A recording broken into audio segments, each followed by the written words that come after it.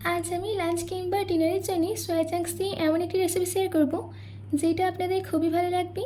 আর এটা খেতে এতটাই টেস্টি যে যারা সয়া চাংস খেতে পছন্দ করে না তারাও এর ফ্যান হয়ে যাবে।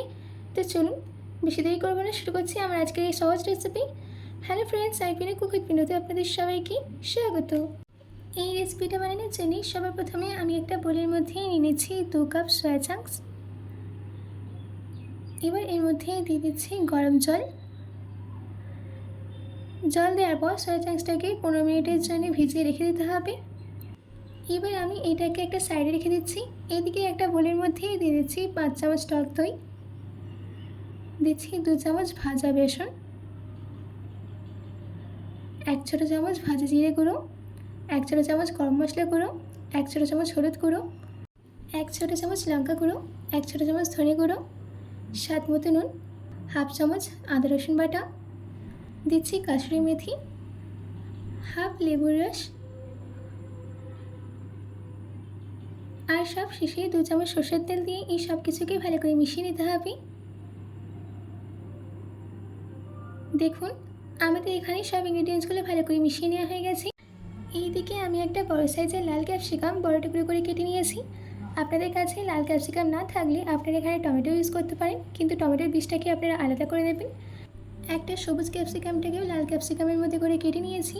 আর 3টে মিডিয়াম সাইজের পেঁয়াজ বড় টুকরো করে কেটে নিয়ে তার স্লাইসগুলোকে আলাদা করে নিয়েছি।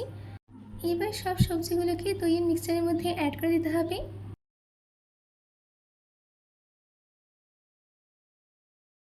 এবার এর মধ্যে দিয়ে দিচ্ছি ভিজিয়ে রাখা সয়া চাংস। সম্পূর্ণ সয়া চাংস দিয়ে দেওয়া হয়ে গেলে এই সব কিছুকে ভালো করে মিশিয়ে নিতে হবে। দেখুন আমাদের এখানে ভালো করে মিশিয়ে নেওয়া হয়ে গেছে। এবার আমি এইগুলোকে 15 মিনিট ম্যারিনেট করে রেখে দেবো। 15 মিনিট বাদ আমি একটা প্যানের মধ্যেই দিয়ে দিচ্ছি 4 চামচ সাদা তেল। তেল গরম হয়ে গেলেই দিয়ে দিতে হবে ম্যারিনেট করে রাখা সবজি আর সয়া চাংস। এবার এই সবজি আর সয়া চাংসটাকে 10 থেকে 12 মিনিটের জন্য ভেজে নিতে হবে। ভাজার সময় গ্যাসের ফ্লেমটাকে মিডিয়ামে রাখবেন।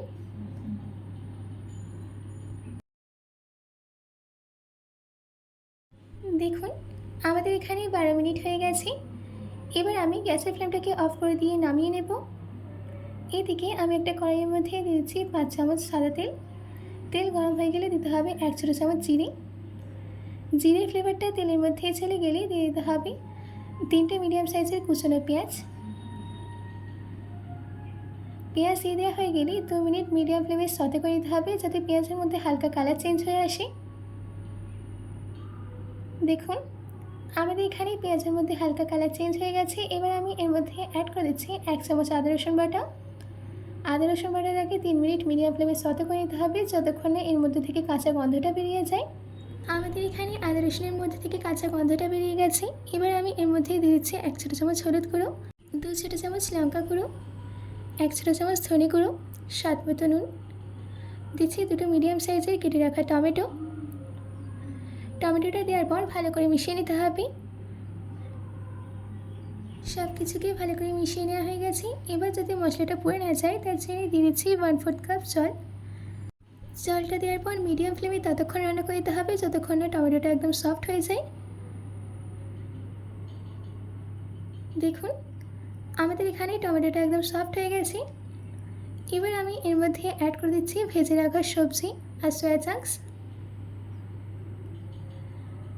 এবার এই সব কিছুকে ভালো করে মশলার সঙ্গে মিশিয়ে নিতে হবে।